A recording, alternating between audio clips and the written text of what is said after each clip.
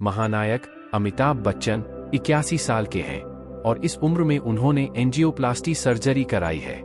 Angioplasty surgery तब कराई जाती है जब हार्ट की आर्टरीज में गंदा कोलेस्ट्रॉल या खून के जमने के कारण ब्लॉकेज होने लगता है। इस ब्लॉकेज के कारण आर्टरीज से हार्ट को खून की सप्लाई कम होने लगती है। इससे अचानक हार्ट अटैक भी आ सकता है। इसलिए लोग पहले ही एंजियोप्लास्टी सर्जरी करा लेते हैं।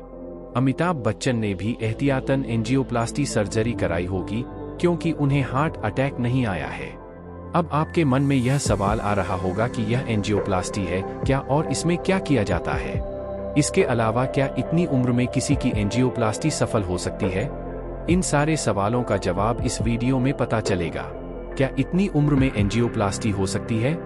एंजियोप्लास्टी का उम्र से कोई संबंध नहीं है। यह किसी भी उम्र में कराई जा सकती है। अमिताभ बच्चन को हार्ट अटैक नहीं आया है तो डॉक्टरों ने उन्हें एहतियातन एंजियोप्लास्टी सर्जरी कराने की सलाह दी होगी। एंजियोप्लास्टी कराने के बाद हार्ट अटैक का खतरा बहुत हद तक टल जाता है।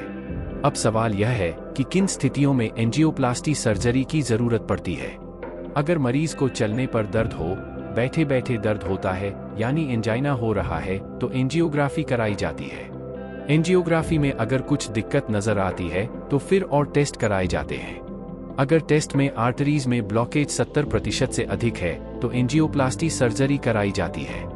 इसके लिए इंतजार नहीं करना चाहिए, तुरंत एंजियोप्लास्टी सर्जरी करा लेनी चाहिए। किन स्थितियों में कराई जाती है एंजियोप्लास्टी?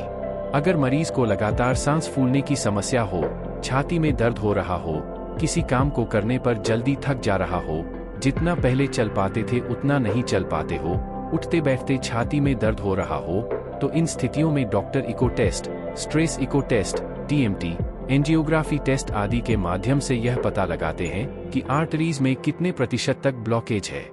यदि ब्लॉकेज 70% से ज्यादा है तो एंजियोप्लास्टी कराई जाती है। एंजियोप्लास्टी में क्या होता है? एंजियोप्लास्टी एक प्रक्रिया है जिसमें मरीज की आर्टरीज से ब्लॉकेज को हटाया जा सकता है। इसमें सबसे पहले ब्लड वेसल्स में एक बैलून घुसाया जाता है और उससे आर्टरीज को चौड़ा किया जाता है। यह बैलून एक पतली कैथेटर की नली पर लगा दिया जाता है और उसे फूलाकर आर्टरीज के रास्ते को साफ किया जाता है। इससे आर्टरीज में ब्लड फ्लो करने के लिए अधिक रास्ता मिल जाता है। लेकिन यह ज्यादा समय तक फ्लैट नहीं रह पाता है, इसलिए अब इसमें स्टेंट लगाया जाता है। स्टेंट बहुत ही बारीक मेटल की मेसक्वॉल होती है जो चौड़ा किए गए रास्ते में फिट कर दिया जाता है ताकि ब्लड वेसल्स फिर से सिकुड़ न जाए। जब स्टेंट लग जाता है तब इसके ऊपर टिश्यू का एक लेयर बन जाता है और 3 से 12 महीने में यह एकदम सामान्य हो जाता है। इसके बाद निर्बाध रूप से ब्लड का फ्लो होता रहता है। स्टेंट में दवा लिपि होती है जो किसी भी तरह की अनहोनी से रोकती है।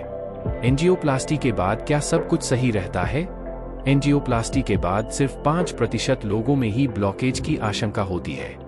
अगर मरीज नियमित रूप से डॉक्टर से सलाह ले तो वह सब कुछ पहले जैसा कर सकता है। स्टेंट लगाने के बाद खून के जमने की आशंका बढ़ जाती है, इसलिए हम उसे खून को पतला करने की दवा देते हैं। इससे मरीज पूरी तरह सही रहता है।